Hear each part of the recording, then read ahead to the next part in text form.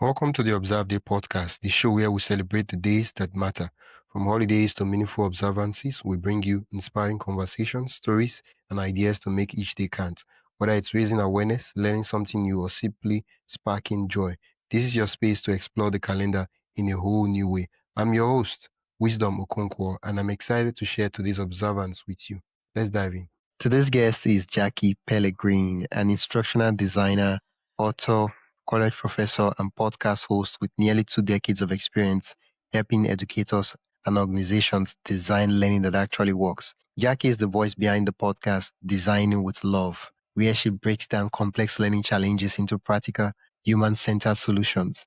She's also the author of the upcoming book Designing with Love, the essential instructional design handbook. Her work sits at the intersection of literacy, creativity, technology, and impact, making learning more accessible, engaging, and meaningful for individuals and communities alike. I'm excited to explore how reading, learning, design, and thoughtful use of technology can shape personal growth and stronger communities, especially in the spirit of World Book Day and International Day of Education. Jackie, welcome to the podcast. Thank you, Wisdom. I'm so happy that you have me on this podcast today. So happy to join you. Yeah, as I was reading out the intro and talking about the podcast, all the things we talked about the last time, they just started flooding into my memory, and I was like, "Yeah, I remember. That's what we talked about. Oh, I remember now."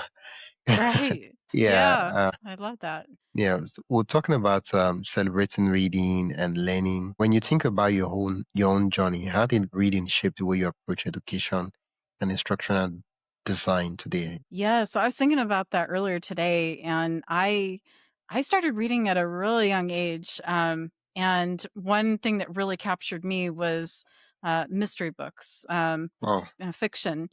But I also liked reading nonfiction too. But I really loved reading mystery books. So I would, especially during the summer, I would read Nancy Drew, Hardy Boys, things like that, and that was a lot of fun to read that. So, yeah, it was always exciting to do that and read those, and get that sense of adventure and imagination going. So, I've always had a love for reading and being able to just put myself in another world, right? Or imagine something. So it's always been fun for me. And now I get to kind of do it today as an adult too. yeah. Yeah. I mean, you work at the intersection of literacy, curriculum design, and technology. And Yes. my question is, why do you think reading culture still matters so much in an age short of attention spans and AI tools? Yes, I think reading is so foundational because if we don't have that literacy, then we can't later on go get a job or anything like that, and it makes it harder, right? It's also part of economics and being able to open a business. So literacy, I think, is the foundation of so many different things in our society today around the world. So it's kind of that foundation. So I think without that solid foundation, we can't do different things. So it's dependent. So many things depend upon it. So I think that's one of the things that is so key about literacy. And so I think that's why it's so important at a young age that we give those young learners that opportunity and get their minds kind of going in that direction. Like, this is not a chore. It's something that you can enjoy and you can do. So I think when teachers can do that, I think it follows them later in life. And so like for me, I've always loved reading, and now there's audiobooks and things like that you can do that I didn't have as a kid. So, but they're out there now. So it's really exciting to see that there's different formats of books that you can do now. You can read, and you can do it in different ways. Podcasts are another way, right? That you can keep your literacy going in different ways. So yeah, so it's really exciting to see that there's different genres, different formats available than there were maybe 20 years ago. Yeah, from your experience, how does strong literacy, beyond just the basic reading skills, impact the personal growth and community development? I definitely I see it in my graduate students every day. I can tell the students that had that strong start and were able to build up their literacy skills because their writing is also really strong. And those that may have not had that enough of a strong foundation, or maybe they have some type of handicap or disability, maybe not necessarily a visible disability, but maybe there's something that impacted them at a younger age, maybe trauma or some type of maybe a reading disability or something, just a learning disability in general. Um, and then it impacted them later in life. So, and then sometimes that can affect their writing as well. So sometimes I can see that even in my graduate students that um, and I actually had one student that's in my class right now. I've actually had her in 2 classes, and she said, "I apologize because my writing may not be as strong, but I'm working on it." And she's in a graduate program. So it just goes to show that, even in graduate studies, that some students may be lacking a little bit of that literacy and the writing that, you can kinda see it there. And so I do notice some, grammar issues and things like that. It's not really bad. It's not enough to where I can't understand what she's saying or what she's writing, but yeah, you can tell that there's some of that going on. So it happens if they don't get that literacy early on in life and they don't build that up. It can affect other areas too. Well, you've worked across higher education, corporate training, and adult learning. Where do you see the biggest gaps in how we design learning experiences today? Oh, yeah, that's good. I would say just not being able to understand the learner and not meeting them where they are. I think that's where the biggest gap tends to happen. And so, a lot of times, someone in my type of position or even an educator they'll just rush to create learning and they won't really take the time to talk to the learners, get to know them, understand who they are and really understand their needs and their wants. And I think that's part of creating that good learning experience for them and helping them to build up their literacy skills, right? And build up their writing skills. So it's something I think that's always something that we can build and we can grow. And so I think that's one thing is just kind of rushing to create those things because we're in a busy world, right? And we want to just get things done. We get a task, we want to get it done. But I think it's important to slow down and just really think about who you're creating something for, who are you designing it for, and keep that individual or those that target audience in your mind all the time and think about who am I designing for? Who am I creating this for? So if you can continually ask yourself those questions and just keep that in the forefront of your mind, I think it really helps as well. Yeah. Well, you talk a lot about designing with love. Mhm. What does that actually mean when it comes to creating learning that's inclusive, engaging, and accessible? Yeah. So I think for me, when I talk about, and that's, the name of the podcast where it came from, when I was thinking of that, and when I think of designing with love, I think for myself, it's about designing with intention. It's designing with the heart of the learner in mind and putting the learner at the center of that. So I take, my own wants and my needs out of the equation and I put myself in the learner's shoes and I say, okay, what if I was taking this for the first time before I even roll it out to like a test group of individuals and learners? I say, okay, let me go through this as if I was taking this for the first time. Where would my bumps be? Where would I stumble? Right? What kind of questions would I have?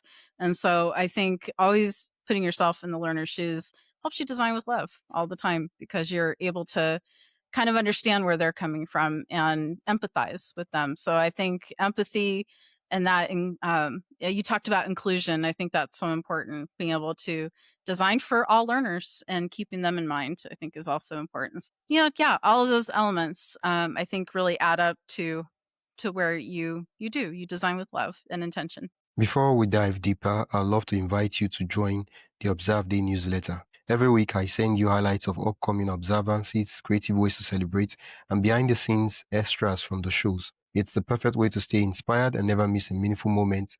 Sign up today at observeday.com/join. That is observeday.com/join.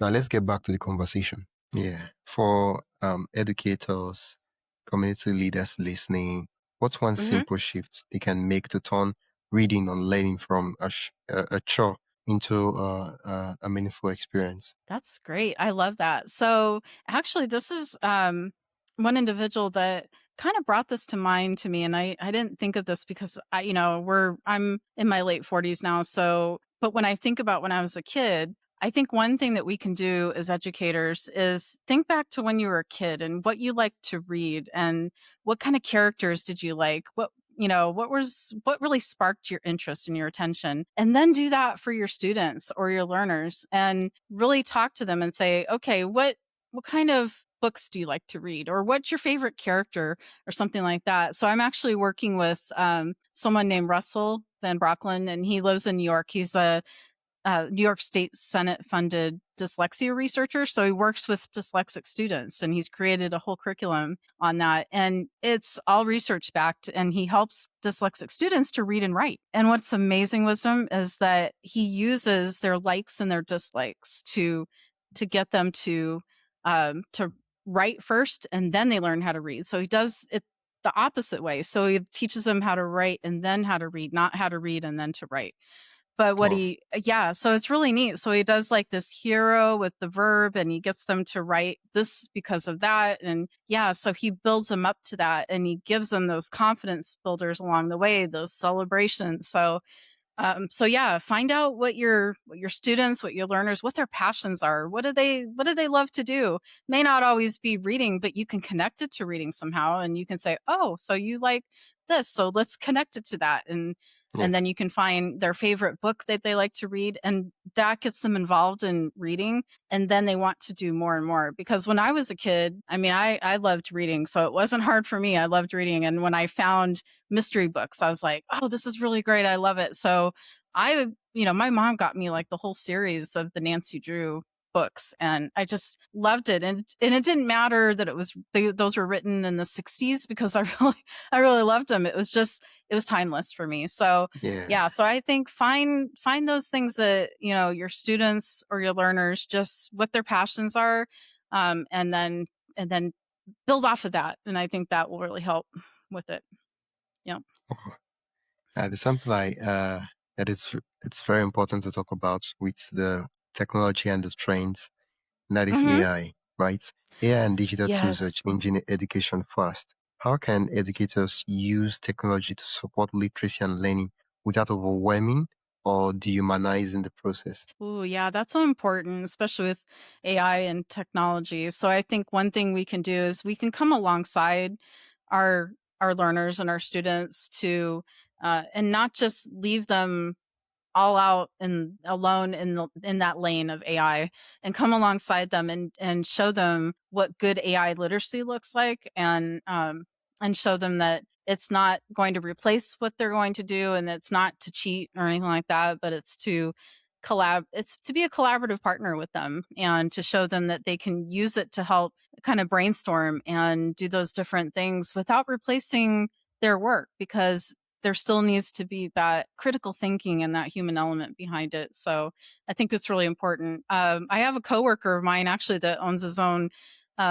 organization, his own company, started back in 2024, and he does these types of events, and he holds webinars, and he works with schools to help them with AI literacy. And so it's really exciting. And he and I work together. So it's a lot of fun to get to experiment with that and see how that works in higher education. And then he has K through 12 experience. So he's able to work with K through 12 schools too. So it's great to see that there are people out there that have that literacy in AI, and they're able to help others as well. So I think as long as we keep building that community of support and help each other out, I think AI will never replace us. I think it will just enhance what we do. So I think if we can look at it that way, as not a replacement for what we do, but to enhance what we already do, I think that'll go a long way for us. Wow. Can you share a moment with me where your approach to instructional design made a real difference for learners or educators? Hmm, that's great. Yeah, I love that. I would say, trying to think of a moment when it made a difference. Well, I've been doing curriculum design and development in higher education for almost 12 years now. And so for me, what really actually, this was the other day, this made a real difference. We were actually working on revising a course. It's a internship course for school counseling um, interns, and they're training to become school counselors, right? So this is their final internship course before they graduate and before they become licensed counselors to Yeah. work in schools. And what was really exciting is that we had it was about 2 months ago, we had revised the course, made some significant changes to it to help improve it. And then we're going back now and we're revising the course again to update the professional standards.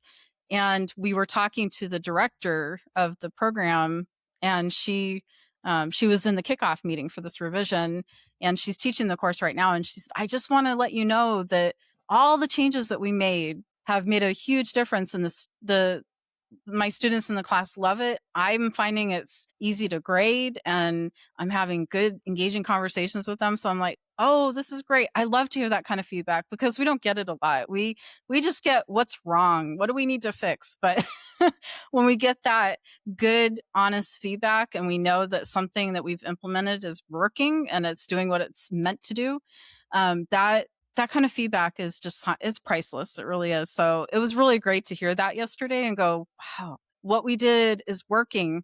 And so, yeah, so you don't hear the good often enough. So I would say to every educator, instructional designer, anybody that works in this type of industry, make sure to thank those people that put together that curriculum or help you bring that to life, because it's not easy. And a lot of times, yeah, you do get the what's not working, what's broken, what what's not what they don't like. But yeah, I think we need to hear more of those good things and celebrate those as much as we can. Yeah. Looking ahead, right? What excites you most about the future of learning, literacy, and instructional design? Ooh, yes.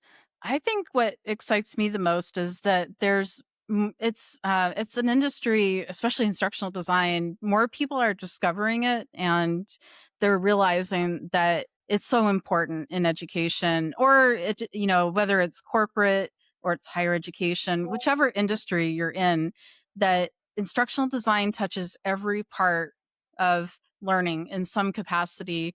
And even in literacy too, I think it touches that. So knowing that it touches every part of it, it's an unseen industry, but I think it's getting more and more exposure in a good way.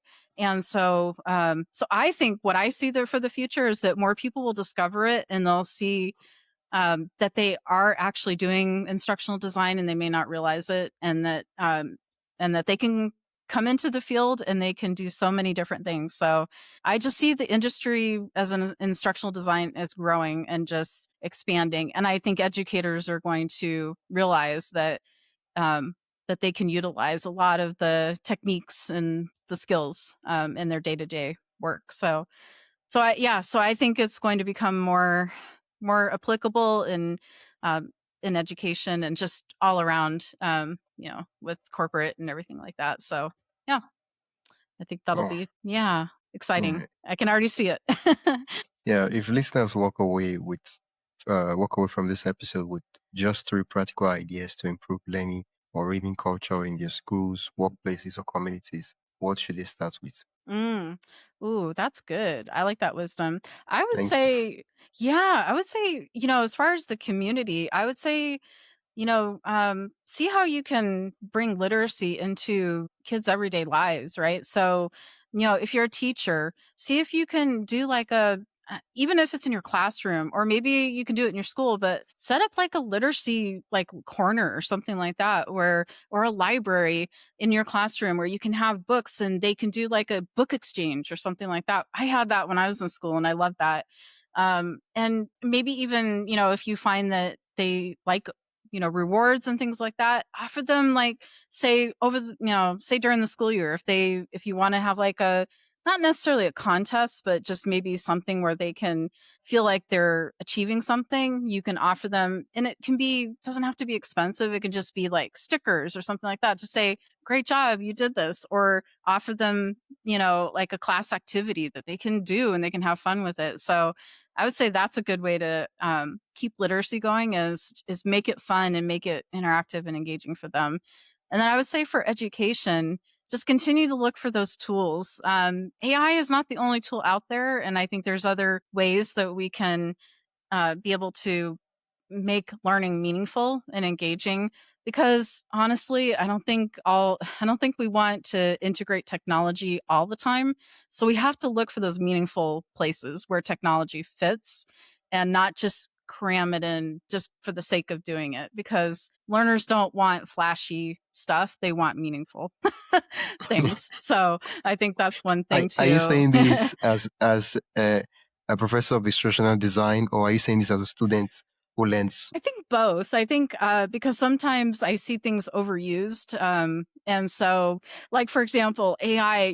We're encouraged at my organization, to utilize AI, and the faculty are utilizing it. But what I'm seeing is that the faculty are utilizing it, but then they're not using their critical thinking. So it's like they're. I know they're busy, and I get that we're busy even, and I'm seeing it happen to where they're utilizing AI and they're just copying the content, putting it into a syllabus. And I'm like, wait, that's too, I don't know. That just looks like AI to me. It has the hallmarks of it. So I would say, it's one of those things where we don't want to lose our human value and our critical thinking. And so, yeah, I think, so I can see it from the student side and also the instructor side and the, educator side. Yeah. That I think, and I think I don't want us to get weary of AI and think, oh, we have to, we're using it now again. And I don't know. I just think you start to kind of get, it starts to wear out after a while. It's the shiny new thing, and it's been around for a while, but it seems like it's gotten so much attention. So it seems like the shiny new thing and everything. But I'm like, it's not, yeah.